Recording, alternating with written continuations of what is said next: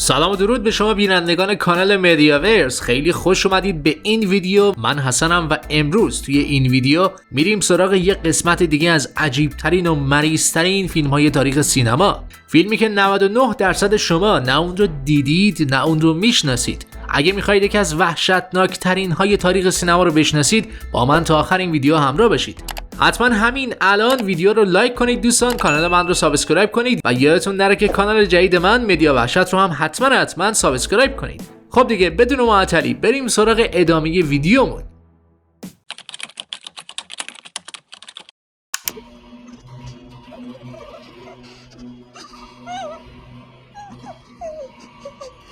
یک فیلم ترسناک باید چطور باشه که شما رو بترسونه؟ یا بذارید بهتر بپرسم، شما از چه چیزی میترسید؟ از تاریکی، از لحظات غافلگیر کننده، از روح یا از جن، یا از هیولا میترسید، یا از آدم؟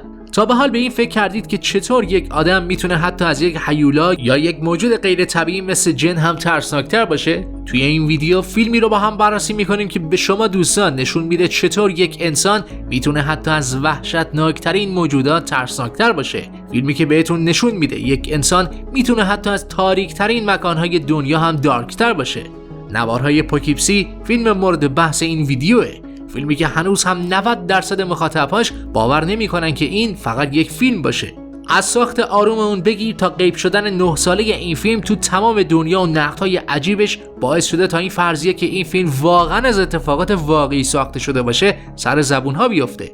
اما قبلش بگم فیلم های فاند فوتج یا مکمنتری به فیلم های شبه مستندی میگن که با استفاده از تصاویر پیدا شده به صورت مستند و مصاحبه با افراد نزدیک بسیار شبیه به واقعیت ساخته میشن. اینکه چرا هنوز یک عده فکر میکنن که نوارهای پوکیپسی واقعیه، میتونم دلیلش رو این بهتون بگم که تا خودتون این فیلم رو نبینید باور نمیکنید. تصاویر خشونت‌آمیز این فیلم و بازی بازیگران اینقدر طبیعی و واقعیه که اگه کسی ندونه و شما این فیلم رو براش پخش کنید حالش بد میشه و به غیر واقعی بودن این فیلم حتی شک یا حتی فکر هم نمیکنه. برای ساخت این فیلم از 1 سال قبل داودل مطالعه‌ای رو روی رفتار 12 قاتل زنجیره‌ای معروف شروع کرد. از نوع برخورد اونها با مقتولشون گرفته تا نوع برنامه‌ریزی اونها بعد از انجام کار به شدت به صورت وسواسگونه‌ای تحقیق و کار شده و این یکی از چندین دلیلیه که این فیلم به صورت کاملا واقعی ساخته شده و حتی یک عده هنوز هم فکر میکنن که این فیلم واقعیه. بذارید قبل از ادامه داستان یه خلاصه ای از این فیلم بهتون بگم. داستان این فیلم که تو سبک شبه مستند و تصاویر پیدا شده ساخته شده، در مورد پیدا شدن چند صد نوار ویدیوییه که داخل این نوارها تصاویر وحشتناکی از شکنجه و قتل و تجاوز و کلی کارهای وحشیانه دیگه دیده میشه. این ویدیوها توسط یک قاتل روانی گرفته شده. اما بهتره قبل از اینکه بیشتر از این داستان براتون بگم، بریم سراغ داستان ساخت این فیلم، اینکه چطور شد این فیلم ساخته شد. سال 2007 جان اریک داودل، فیلمساز و نویسنده آمریکایی، ساخت اولین فیلم بلند خودش رو شروع کرد. 9 ماه بعد این فیلم آماده اکران توی جشنواره تروپیکا بود. همه چیز آماده اکران بود تا اینکه فقط 1 روز قبل تاریخ پخش و اکران این فیلم کلاً کنسل شد. اما به هر طریقی که بود 1 روز قبل از اختتامیه این جشنواره این فیلم برای افراد بزرگسال اکران شد. بعد از دیدن این فیلم نقدهای عجیبی از نوارهای پوکیپسی منتشر شد. عده این فیلم رو شوک آور توصیف می‌کردن و عده هم این فیلم رو انقلابی بعد از فیلم جادوگر بلیر توی سبکای فاند فوتج میدونستن. اما اتفاق عجیب جایی بود که انتشار این فیلم و اکرانش یکو از تمامی سینماها حذف و ناپدید شد. نکته عجیبتر اینه که این اتفاق 9 سال تمام ادامه داشت، به طوری که انگار نه انگار اصلا این فیلم ساخته و وجود داره. این غیبت طولانی باعث شد تا کسایی که موفق به دیدن این فیلم شده بودن فرضیه‌هایی رو مطرح کنن که این فیلم از تصاویر واقعی ساخته شده. عده‌ای از افرادی که توی سینماها مشغول به کار بودن میگفتن این فیلم از روی داستان‌های واقعی یک قاتل زنجیره‌ای ساخته شده که اطلاعات این جنایات کاملا محرمانه بوده و حالا جان اریک داودل با ساخت این فیلم این واقعی وحشتناک رو عمومی کرده.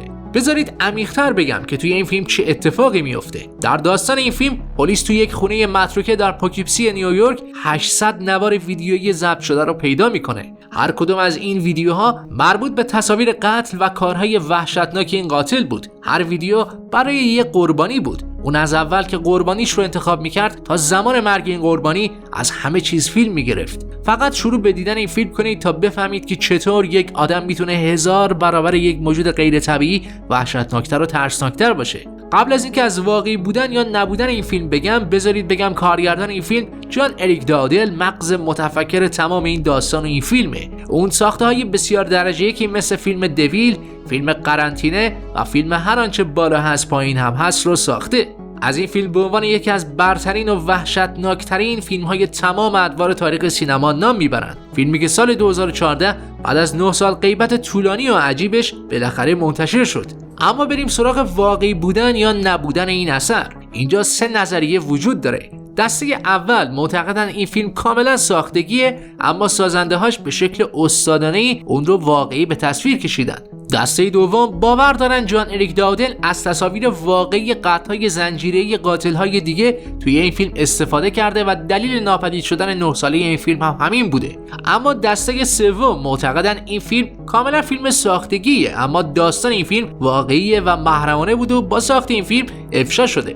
اما واقعیت چیه؟ واقعیت اینجاست که جان اریک داودل این فیلم رو با الهام از وقایع 2 قاتل زنجیره‌ای ساخته. نفر اول کندال فرانسوا بود، کسی که 10 کارگر جنسی رو بین سالهای 1996 تا 98 دقیقاً توی پوکیپسی نیویورک به قتل رسونده بود. اما نفر دوم کسی نیست جز یکی از روانی‌ترین قاتلین تاریخ جهان، یعنی تد باندی، قاتلی که بیش از 30 زن و مرد رو به وحشتناکترین شکل ممکن به قتل رسونده بود. در واقع شخصیت این فیلم تلفیقی از این 2 قاتل روانیه. اما دوستان بگم که این فیلم دیدنش بسیار کار سختیه. سختی این فیلم در طول تماشای اون نیست، بلکه بعد از دیدنش مدت‌ها توی ذهن شما باقی میمونه و ولتون نمیکنه.